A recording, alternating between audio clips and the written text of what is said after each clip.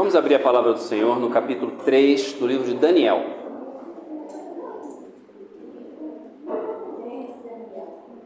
Isso, Daniel 3.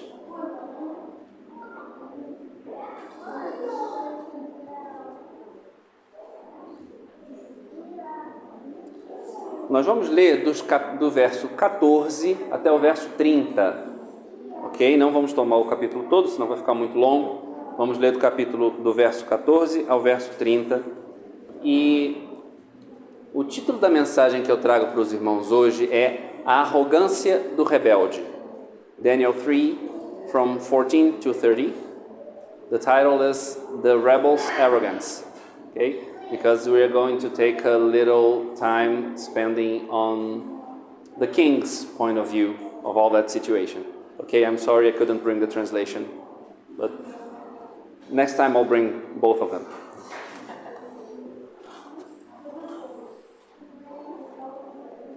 Diz assim a palavra do nosso Deus.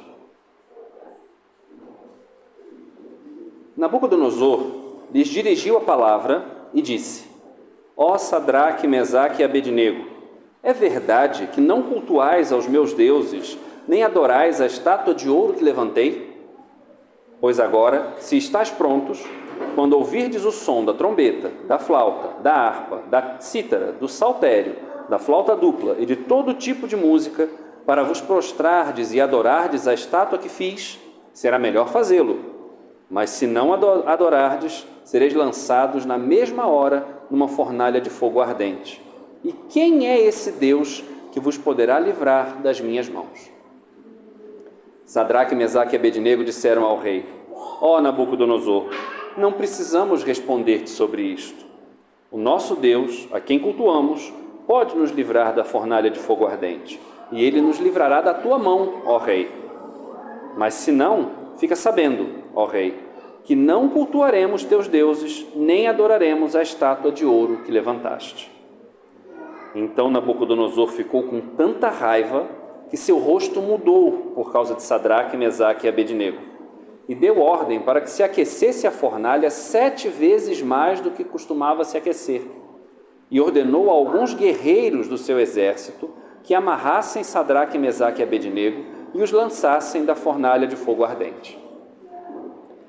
Então eles foram amarrados, vestidos de seus mantos, suas túnicas, seus turbantes e demais roupas, e foram lançados na fornalha de fogo ardente. A ordem do rei era tão urgente, e a fornalha estava tão quente, que a chama do fogo matou os homens que carregaram Sadraque, Mesaque e Abednego.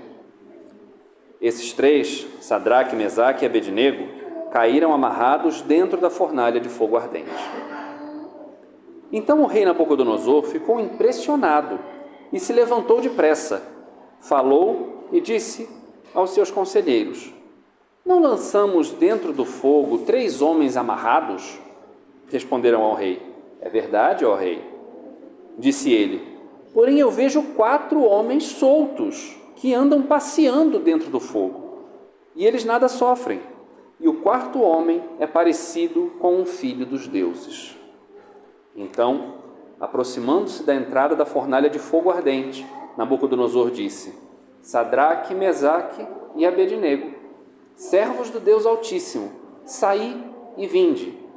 Logo, Sadraque, Mesaque e Abednego saíram do meio do fogo. E os sátrapas, prefeitos, governadores e conselheiros do rei, estando reunidos, viram que o fogo não tivera poder algum sobre o corpo daqueles homens.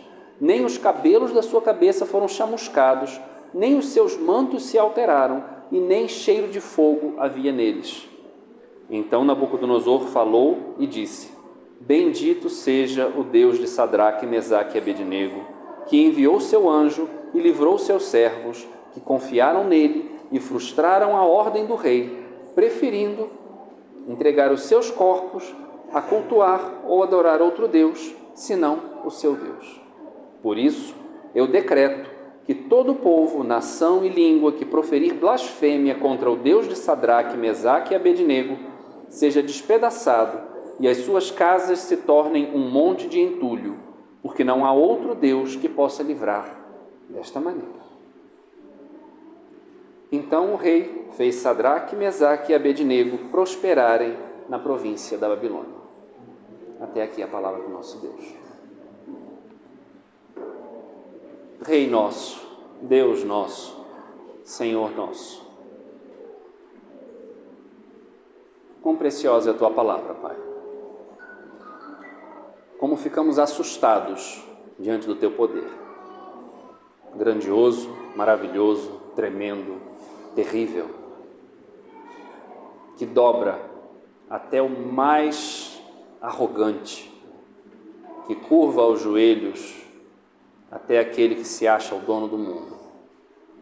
Nós confiamos, Senhor, em que chegará o dia em que toda língua confessará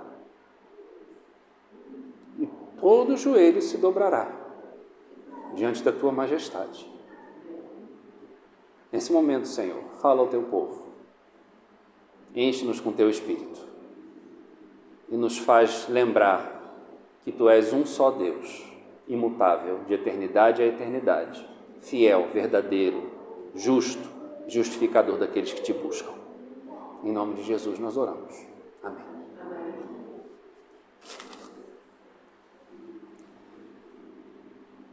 O cristianismo vai acabar, vai encolher e sumir.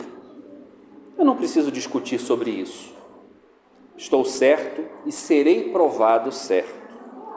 Somos mais populares do que Jesus agora.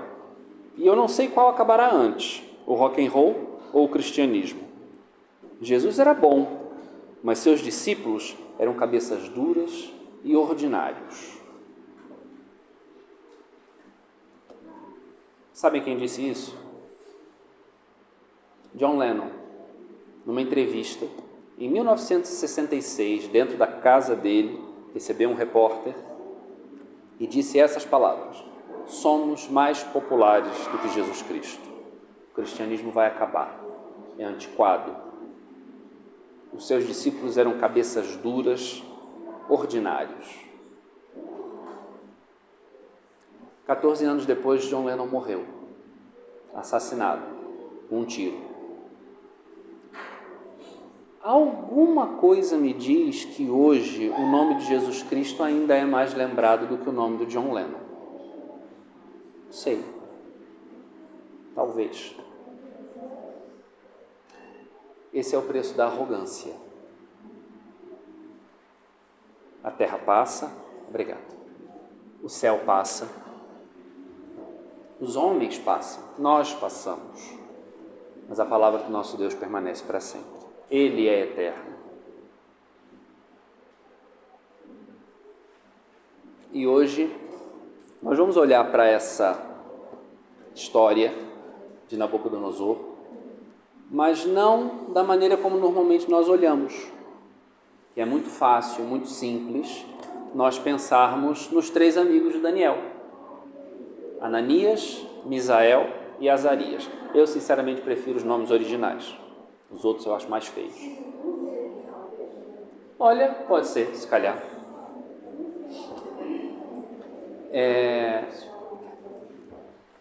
Obrigado. Sabem por quê? Porque os 3 nomes originais fazem referência ao Deus deles. Os 3 nomes trocados fazem referência ao Deus que os babilônios queriam que eles adorassem. Ananias, Deus é misericordioso. Azarias, Deus ajuda. Misael, quem é como nosso Deus? Sadraque, guardião dos tesouros de Acu, um Deus. Mesaque, quem é como Acu? Abednego, servo do Deus Nebo. E aqui ainda tem até um trocadilho, uma brincadeira que fizeram, porque na verdade o nome do Deus era Nebo, ou Nabu, que era o mesmo nome do mesmo Deus de Nabucodonosor. Nabu também tem no nome de Nabucodonosor, mas o nome era Abednego. Isso era uma piada que se fazia. Já era sátira. O nome deles tinha a ver com o nome do Deus deles. Ananias, Misael e Azarias. É muito fácil a gente pensar nessa história, pensando no livramento que Deus deu para eles. Eles eram servos de Deus Altíssimo, certo, com certeza, amém, louvado seja Deus. Mas eu queria que os irmãos olhassem agora para a parte do arrogante, para a parte daquele que se achava superior a tudo, que era o rei dos reis. Naquela época, o título de Nabucodonosor era o rei dos reis. A arrogância do rebelde é o título da mensagem que eu trago para os irmãos hoje. E a ideia central, eu não tive como colocar outra coisa. A ideia central desse texto, dessa mensagem hoje é Mateus 23:12. Porque todo aquele que a si mesmo se exaltar será humilhado. E todo aquele que a si mesmo se humilhar será exaltado. Não por nós, não para nós, mas pelo Deus eterno. Nabucodonosor era o rei, era o imperador, na verdade. O rei é quando a gente é rei de uma nação só. O imperador é quando nosso reino se estende por vários países, por várias nações. Então ele era um imperador. A gente até falou um pouquinho sobre ele na EBD, porque estamos falando sobre Jeremias e o trato dele com a invasão babilônica. E nós dissemos que Nabucodonosor liderava uma máquina de guerra. Aquilo não era um reino, aquilo não eram exércitos. Para aquela época, os exércitos de Nabucodonosor eram como uma ola, uma vaga que varria o que estivesse pela frente. Era um rolo compressor. Ninguém conseguia resistir ao Império Babilônico.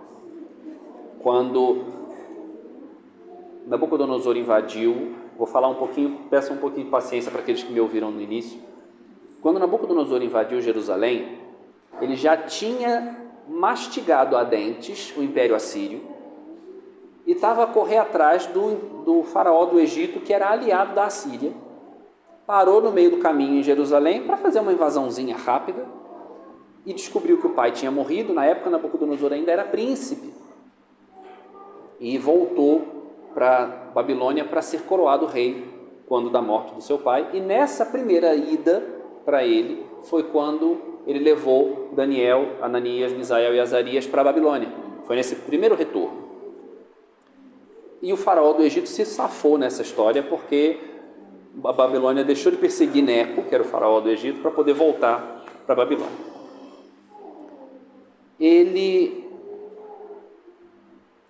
Quando ele toma um reino, quando toma outro, né, invade, pilha, destrói, viola, mata, rouba colheitas, toma o melhor das propriedades. No caso, Nabucodonosor tomou os instrumentos sagrados do templo do Senhor e levou para o templo do Deus dele na Babilônia. Aquele homem devia se achar a última bolacha do pacote, né? Não é assim que a gente fala? O mais importante, o mais disputado, o príncipe dos príncipes. Só que, quando chega no capítulo 2 de Daniel, ele leva um susto. Que susto é esse? Ele tem um sonho tremendamente perturbador. O significado desse sonho é-lhe dado por um cativo, recém-saído da adolescência, talvez, Daniel, um rapazote, preso, vencido de guerra, que olha dentro da cara do rei e fala o seguinte: o teu reino vai acabar e vai ser substituído por um outro reino menor do que o teu. Esse também vai cair, e o outro, até que o grande reino do Deus Altíssimo vai se estabelecer de forma eterna.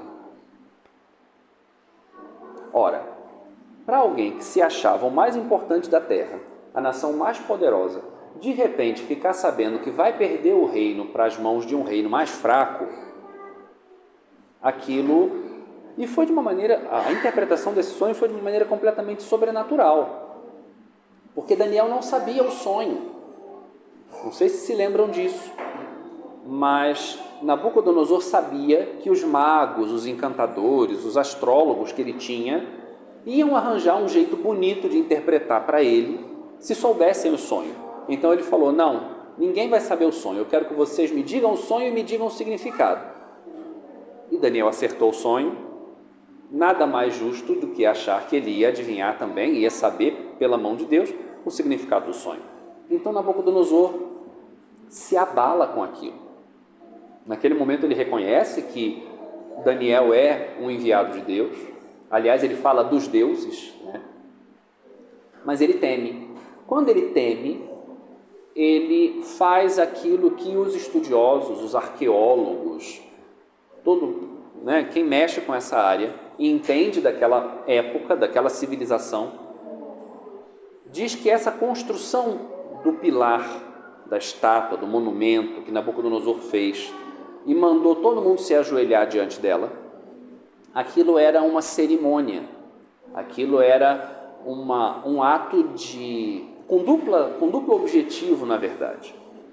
Ele queria erigir o templo para o seu Deus, o monumento para o seu Deus, pedindo ajuda, e também queria afirmar o seu império o seu poder diante do povo que estava ali à volta.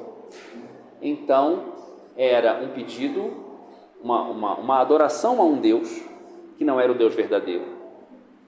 O Deus seria o próprio monumento, e uma ordem para que todos reconhecessem que aquele monumento tinha sido feito pelo Rei dos Reis e que por isso todo mundo tinha que obedecer aos dois, o monumento e ao rei. E ai de quem não obedecesse. Essa construção não durou 5 dias. Nós estamos falando aqui, no início do capítulo 3, os irmãos em casa podem ler, não tem o menor problema, por favor leiam. Fala que levantou uma estátua de ouro. No sonho, só a cabeça era de ouro, certo? Acho que todos se lembram. Mas agora a estátua inteira era de ouro. Por quê? Se o rei era a cabeça, agora o rei é tudo. Tinha 60 côvados de altura e 6 côvados de largura. Toda de ouro. Isso é uma estátua de uns 30 metros de altura. Haja ouro. É muito ouro. É não ter o que fazer com tanto ouro para fazer uma estátua desse tamanho. Mas é engraçado que normalmente a gente pensa numa estátua de um homem, né, de uma figura humana, mas provavelmente não foi isso. Por quê? Porque quando a gente vê as medidas, vamos pensar no seguinte: eu tenho 1,80 m e qualquer coisa. A largura do meu corpo não é só 18 centímetros. Numa estátua de 30 metros, uma largura de 3 é muito fina. Ia ser uma pessoa deformada, ia ser uma coisa estranha. O mais provável é que fosse um obelisco, um poste enorme, de 30 metros de altura. Não sei se os irmãos já viram algum vídeo, algum filme, que mostra a cidade de Washington, nos Estados Unidos. Aquela praça enorme, tem o monumento do Capitólio, uma coisa assim, que é como se fosse uma pirâmide fininha, muito comprida, com uma ponta no final. As medidas daquilo ali é exatamente essa proporção, 10:1. Então, o mais provável é que Nabucodonosor construiu um poste ídolo, um obelisco, para ser adorado. E disse: todos adorem, porque nós vamos fazer uma festa, uma proclamação, uma conclamação do povo, com todo tipo de instrumento. E quando isso acontecer, todos devem se dobrar à imagem que eu fiz, por ordem minha, disse o rei. Aqui a gente nota, inclusive, uma ponta de ironia, porque toda hora no capítulo 3 de Daniel fala o pífaro, a flauta, o tambor, o símbolo, tal. A repetição toda, porque a coisa aqui parece até mesmo uma piada de quem escreveu, que era uma situação tragicômica, era quase engraçado. Só que os planos dele, de novo, foram virados do avesso. Primeiro ele achava que era o rei dos reis. Daniel vem, passa-lhe uma rasteira e fala: teu reino vai acabar. Ele passa anos construindo uma estátua gigantesca para mostrar o poder dele, para pedir a ajuda do Deus dele. E 3 rapazotes que não tinham o que fazer da vida não se dobraram diante da estátua. E olhem lá, eles não eram os 3 únicos hebreus daquele lugar. Ananias, Misael e Azarias deviam estar com vários outros jovens judeus naquela época, reunidos ali. A Bíblia fala que só eles 3 se mantiveram de pé. Não digo mais nada porque eu não vou questionar mais nada, mas aqueles 3 foram fiéis. Só que a fidelidade daqueles 3 foram uma afronta para Nabucodonosor. Quem aqueles miseráveis pensam que são para desobedecer uma ordem minha e para não adorar o Deus que eu fiz? Olhem só a ênfase da palavra. Uma ordem minha. O Deus que eu fiz. Eu sou o poderoso. Eu dei a ordem. Eles têm que me obedecer. Se não obedecerem, vão morrer. Esse era o tamanho da arrogância de Nabucodonosor. Ele achava que a ordem dele era a ordem de um Deus, que não havia maneira de desobedecer. Era absoluto. E nesse sentido é que nós vamos entender esses momentos de Nabucodonosor. Aqui fala em 3 etapas de Nabucodonosor. Esses 3 textos, essa parte do capítulo 3 que eu li, pode ser dividida em 3 pedaços, mostrando, primeiro, a exaltação de Nabucodonosor, depois a surpresa e, por final, a rendição. Vamos lá.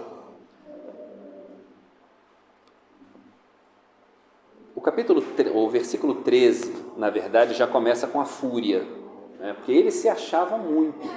Eu não sei, eu já passei por isso. Eu já tive momentos de orgulho muito grandes, e quando eu sou contrariado, o que me vem é raiva. Eu espero que agora não venha mais, que eu já esteja um pouco mais domado diante do Senhor. Mas quando alguém que se exalta muito é contrariado, o que acontece é um acesso de raiva. E vejam lá no verso 13: então Nabucodonosor, na sua ira e fúria, mandou chamar Sadraque, Mesaque e Abednego. Os irmãos vão notar o seguinte: todo esse texto fala os 3, Sadraque, Mesaque e Abednego. Sadraque, Mesaque e Abednego, os 3, reforçando sempre o número 3. E não vai ser à toa. Os meus deuses. Olha lá o versículo 14. É verdade, ele não acreditava. É verdade que não cultuais aos meus deuses, nem adorais a estátua de ouro que eu levantei. Ali devia ter alguns milhares de pessoas. Nabucodonosor não meteu o olho direto naqueles 3. Não tinha como, era muita gente. Ele devia estar muito mais prestando atenção no monumento do que nas pessoas que estavam a olhar. Só que tinham os invejosos, que queriam mesmo a ruína de Ananias, Misael e Azarias, e foram lá tocar para o rei. Olha, no verso 12: há alguns homens judeus que tu constituíste sobre os negócios da província da Babilônia, que não fizeram caso de ti, ó rei. E olha como é que a pessoa, quando quer criar contenda, criar discórdia, ela fala mesmo assim: olha, não fizeram caso do que tu disseste. Aquele rei todo importante foi ofendido no seu ego, no seu poder, no seu autoconceito. Eles não obedeceram o que eu mandei. Não cultuaram teus deuses, nem adoraram a estátua de ouro que levantaste. Isso gera em Nabucodonosor um estado de fúria. Ele desafia mais uma vez. E até o verso 23, o que acontece é dentro da loucura da ira de Nabucodonosor. E percebam a diferença de perspectiva. No verso 16 e 17. Ó rei Nabucodonosor, nós não precisamos te responder sobre isso. Tu já sabes por quê. Na mesma hora, a noção que deve ter chegado à cabeça de Nabucodonosor foi a estátua. A primeira estátua do sonho. Lembra, Nabucodonosor, tu tiveste um sonho e que lá, alguns anos atrás, Daniel te interpretou um sonho, dizendo que tu és servo de um Deus e que o teu reino ia acabar, e agora tu fazes um Deus e queres que a gente se dobre diante dele. Nós não precisamos te responder diante disto. Tu já sabes a resposta. A tua arrogância te impediu de ver, mas para pensar, põe a mão na cabeça, Nabucodonosor. Não precisa saber o porquê. É verdade. Nós não estamos aqui para esconder nada de ninguém. O nosso Deus é um só. Aqueles homens que foram contar que nós fizemos isso estão certos. Não é intriga da oposição. Nós não vamos nos dobrar diante do teu Deus, porque o teu Deus é uma farsa. A tua imagem é um sonho, é uma farsa. E o que nós estamos aqui a dizer é que nós obedecemos ao Deus Altíssimo, ao Deus Todo-Poderoso. E Ele vai nos livrar da tua mão. E aqui a gente pode entender o seguinte: Ele vai nos livrar da tua mão de um jeito ou de outro. Porque se Ele não nos deixar cair na fornalha, nós vamos estar livres na tua mão. Se Ele nos mandar para a fornalha e nós morrermos na fornalha, nós vamos estar livres da tua mão na mesma. Não tem ocasião em que ganhes, Nabucodonosor. Teu ego vai ficar inflamado durante mais alguns tempos, se conseguires nos matar. Mas a nossa vida está guardada com o nosso Deus. Nabucodonosor fala: os meus deuses, a minha ordem. Os três amigos falam: o Deus a quem cultuamos. A nossa vida é dele. Não importa se eu vou morrer aqui ou não. O Deus não é meu. A ordem não é minha. A minha vida é dele. Percebem que a relação de poder é diferente? Eu não tenho o Deus. Eu não fiz o Deus. Eu fui feito pelo Deus. O meu Deus é aquele a quem eu sirvo, e não aquele que me serve. Porque o obelisco de Nabucodonosor estava a servir ao propósito de Nabucodonosor, de afirmar poder, de afirmar influência. Era um pedido de socorro, mas também era uma demonstração de força. Ali não. Ananias, Misael e Azarias estavam dizendo: a nossa vida está rendida nas mãos do Senhor. Eu não preciso de demonstração de força nenhuma da parte dele para saber que ele é o meu Deus. Eu não preciso que ele me livre da fornalha para saber que ele é o meu Deus. Eu posso cair na fornalha e posso morrer, mas ele continua sendo o meu Deus. Simples assim. Isso é ter noção do Deus a quem nós servimos. Isso é saber onde está o nosso coração. Isso é saber que a nossa vida não se limita ao que alguém pode fazer dela. O destino de Ananias, Misael e Azarias não estava a ser definido por Nabucodonosor, nem por ninguém mais. E isso confronta Nabucodonosor de uma forma tal, a ira deles aumenta de uma forma tal, que ele consegue matar os próprios soldados, entre os seus melhores, no intuito de jogar os três na fornalha. E a fornalha estava tão quente, e ele pegou os melhores guerreiros, foi no verso 20, ordenou a alguns guerreiros do seu exército, não eram servos, não eram ministros, não eram os empregados da corte que amarraram Ananias, Misael e Azarias, foram os guerreiros, os líderes do exército dele que amarraram e jogaram na fornalha. Só que a coisa estava tão séria que quando a fornalha foi aberta e os três foram jogados lá dentro, a labareda de fogo e o calor mataram os soldados que jogaram os três lá dentro. Prestem atenção na insanidade a que a arrogância nos leva. Nós conseguimos abrir mão daquilo que às vezes nos é mais valoroso, como os capitães, os guerreiros de Nabucodonosor, para conseguir uma insanidade, uma idiotice. Desculpem a palavra, mas não tem coisa melhor para descrever. Nabucodonosor ali estava a cometer um ato insano para alimentar o próprio ego. Isso depois de saber que o Deus eterno reina nos céus, e não é o obelisco dele, mas ainda assim a insistência, a arrogância, a teimosia dele fizeram ele buscar aquilo. E aí de novo, com toda a pompa, com toda a circunstância, com as suas vestes, com os seus robes, com os seus mantos. Vamos lá. Verso 20. Que amarrassem Sadraque, Mesaque e Abednego. Foram amarrados. Verso 22. O fogo matou os homens que carregaram Sadraque, Mesaque e Abednego. Verso 23. Estes três, Sadraque, Mesaque e Abednego, caíram amarrados dentro da fornalha de fogo ardente. A fúria do rei deveria ser aplacada aqui. Mas aí a gente passa para a surpresa. Existe uma música no Brasil, muito antiga, que diz o seguinte, o título dela, o coro, o refrão dela é Meu Mundo Caiu. Eu acho que o mundo de Nabucodonosor deve ter caído ali naquela hora. Porque pensem no espanto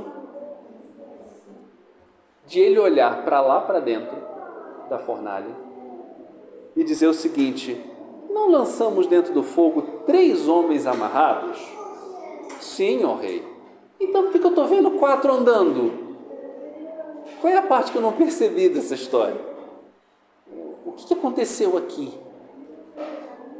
As convicções, a raiva, a teimosia, a arrogância de Nabucodonosor devem ter ido todas assim e abaixo, porque não tinha como ter um testemunho mais vívido da loucura dele ali.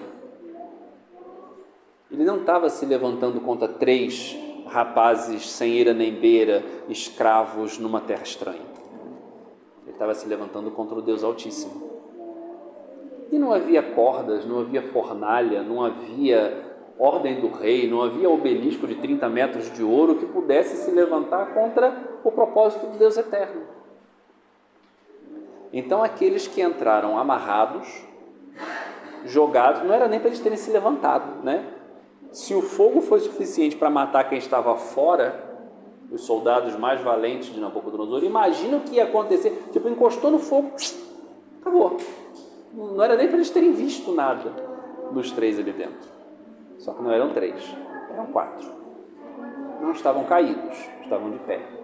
Não estavam amarrados, estavam a passear no meio do fogo. Eu não sei o que dizer. Eu não sei o que pode ter passado na cabeça daquele homem. Assim, estou perdido. Tudo que eu achava é mentira. Eu achava que eu ia conseguir fazer alguma coisa,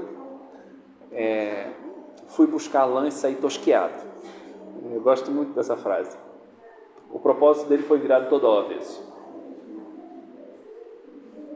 Era necessário isso tudo? Não era. Ele já tinha noção, ele já conhecia Deus. Deus já tinha se revelado para ele. Deus já tinha mostrado para ele séculos, milênios para frente. Nós estamos falando aqui de 600 antes de Cristo. A profecia que ele recebeu diz até os dias da Europa atual. Na Babilônia, Medo-Pérsia, Grécia, o Império Romano destruído, as nações fragmentadas tentando se juntar através de casamento. Tudo isso ele sabia. E ele sabia o que viria depois, a rocha eterna que iria se estabelecer como monte eterno para sempre. O que ele tinha que meter aquela arrogância no coração dele, atender aquela arrogância do coração dele para tentar fazer as coisas do próprio jeito? Não precisava. Ele foi pego completamente indesculpável. Ele olhou e falou: agora deu tudo errado. Fui pego outra vez. Antes eu achava que o meu reino ia ser para sempre. Daniel me chega, diz que o meu reino vai acabar. Eu faço tudo para virar isso contra ele, para virar contra o destino que me foi traçado. Aparecem 3 e me mostram de novo que eu estou aqui. Nenhuma ordem que eu dou não consegue ser cumprida. Eu não consigo matar 3 miseráveis que estavam se rebelando contra mim. Meu mundo caiu. Que rei sou eu para não conseguir nem sequer ser obedecido pelo fogo? Nem o fogo não obedeceu Nabucodonosor. E dos versos 28 ao 30, nós vemos a entrega das cartas. Fala assim, olha, não deu mesmo, me rendo, queria que fosse definitivo, mas não foi, tá? Já tem spoiler para o próximo. O capítulo 4 mostra que ele ainda estava, dentro do coração dele ainda tinha muita arrogância. Mas vejam lá no verso 28. Aliás, deixa eu só parar um pouquinho. E ele ainda tinha a comprovação de que ele não estava louco.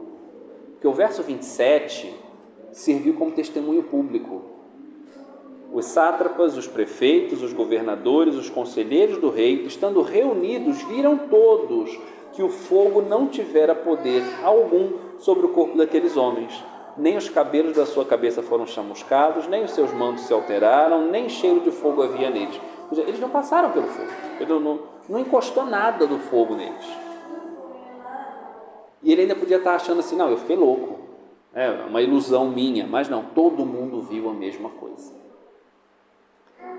Diante da verdade irrefutável, a única coisa que ele pôde fazer foi: bendito seja o Deus de Sadraque, Mesaque e Abednego. Percebem como é que vai ser quando se cumprir aquilo que está escrito lá em Filipenses, dizendo que todo joelho se dobrará e toda língua confessará? Até o mais arrogante, até o mais poderoso, até o mais pescoço duro, não vai ter para onde. A manifestação do poder de Deus vai ser tão esplendorosa que a única coisa que esses Nabucodonosores da vida vão poder fazer é: bendito seja o Deus. Esse é o nosso Deus, que enviou seu anjo e livrou seus servos, que confiaram nele e frustraram a ordem do rei, preferindo entregar seus corpos a cultuar ou adorar outro Deus, senão o seu Deus. Eu acho que poucas frases resumem tão bem na Bíblia a vida de um cristão quanto essa aqui, dita por um ímpio. Bendito seja o Deus que constitui pessoas dispostas a entregar as próprias vidas, a adorar qualquer coisa que seja no lugar do Deus verdadeiro. Eles frustram planos de reis, eles desafiam reis, eles põem muralhas abaixo, ou são cerrados ao meio, são torturados, são mortos, tanto de um lado quanto do outro. A vitória para o mundo ou a derrota para o mundo é vitória para Deus. Nós estamos garantidos. Não é uma fornalha que vai nos amedrontar, não é uma ameaça de um rei que vai nos pôr de joelhos. Quem nos põe de joelhos é o nosso Deus. E essa constatação para Nabucodonosor foi tão surpreendente, foi tão violenta até, no sentido de cabeça, não de corpo, que ele não teve outra saída. Ele rendeu-se diante da majestade daquele que ele queria desafiar.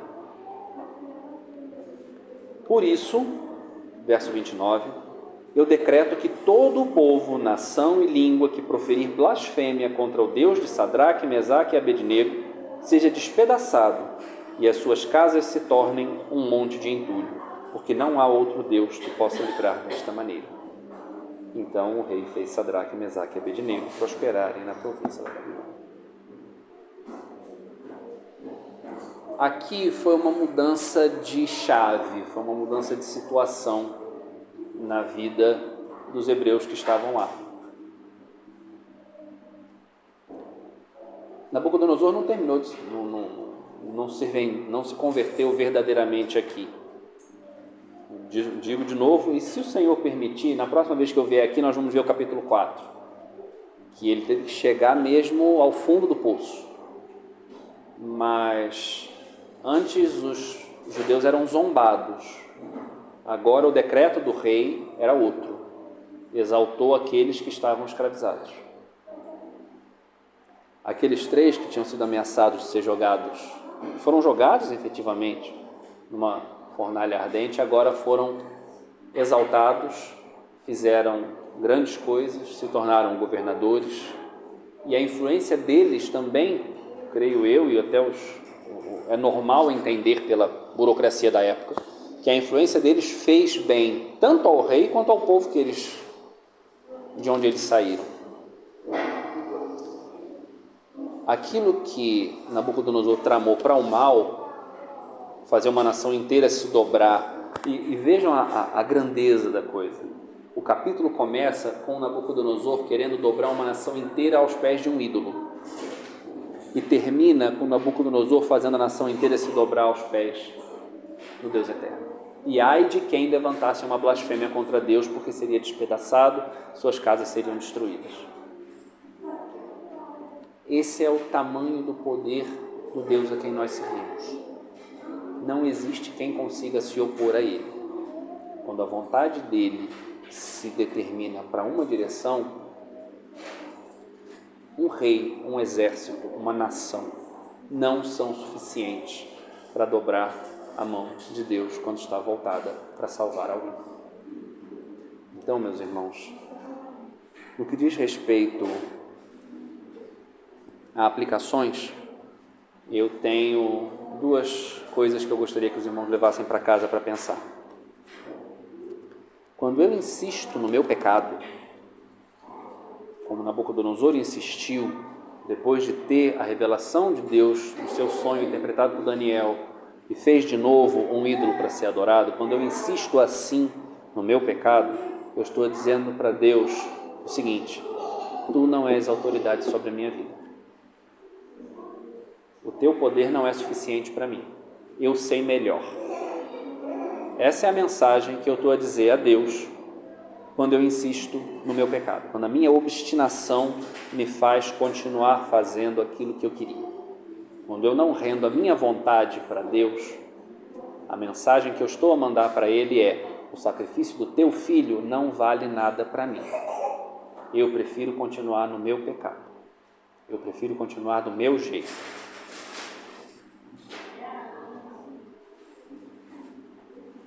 Eu acho que não tem uma maneira mais urgente, mais séria de falar para os irmãos: arrependamos-nos todos dos nossos pecados. E nós temos um Deus todo-poderoso, eterno, todo exaltado, absolutamente desnecessário seria Ele fazer por nós qualquer coisa que Ele tenha feito. E não precisava. Deus não precisava fazer por nós absolutamente nada. Na nossa rebeldia, o nosso castigo era mais do que merecido. Mas Ele mandou o Filho dele. Morreu, viveu, morreu, ressuscitou para tomar a nossa culpa, vencer a nossa morte e nos garantir vida eterna. Como é que eu posso dizer para Deus que eu não preciso dele? Como é que eu posso dizer para Deus que, olha, o meu conhecimento, as minhas ideias, o meu ídolo que eu fiz aqui é melhor do que aquilo que tu tens para mim? A minha vontade é soberana e não a tua? Ora, vamos. Então, o Deus que a gente conhece não é o Deus que se revela na Bíblia. Arrependamos-nos, irmãos, que todos os dias da nossa vida sejam dias de arrependimento pelo nosso pecado, de pedir perdão a Deus, de pedir reunião com Deus. Porque o nosso destino é um só, é viver com Ele.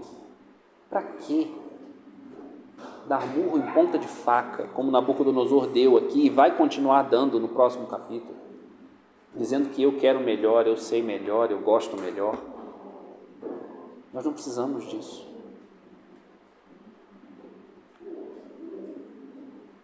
E outra coisa, já olhando para o lado dos três amigos, não importa o que eu venha a perder nessa vida, Deus continua a ser soberano. Deus continua a ser Deus. Cristo não morreu na cruz para me garantir casa, carro, viagem, bom emprego e fama. Cristo não morreu na cruz para garantir um posto no governo, para Ananias, Misael e Azarias. Ele morreu e ressuscitou para vencer o pecado e a morte, para me garantir vida eterna. Não tem valor maior nesse mundo. Não tem o que possam me tirar que seja mais importante do que isso. Essa é a esperança de Ananias, Misael e Azarias. Eles não dependiam do favor do rei, dependiam do braço forte de Deus. E nós hoje? Do que nós dependemos? Na prática, não é no discurso. No meu dia a dia, nas decisões que eu tomo, de quem eu dependo? Da minha esperteza? Da minha influência? Da minha amizade com meu patrão? Ou eu dependo do meu Deus? Existe uma música já um pouco antiga, eu queria ler o finalzinho dela para os irmãos e com isso eu vou terminar. Vem me ajudar a confiar. Eu não consigo, Senhor. Prometo e minto, Senhor. Não aguento mais confiar em mim. E se a doença não curar? E o emprego não vingar? E se o filho não voltar? Mesmo se meu barco naufragar, mesmo se minha empresa afundar, mesmo que eu morra aqui, sei que amanhã vou acordar. E se o mar não abrir e o faraó me alcançar? Eu não quero desistir, Senhor, não quero mais duvidar. E se o gigante não cair? Se a fornalha me queimar? Mesmo que eu morra aqui, sei que amanhã vou acordar. Peço desculpa aos irmãos.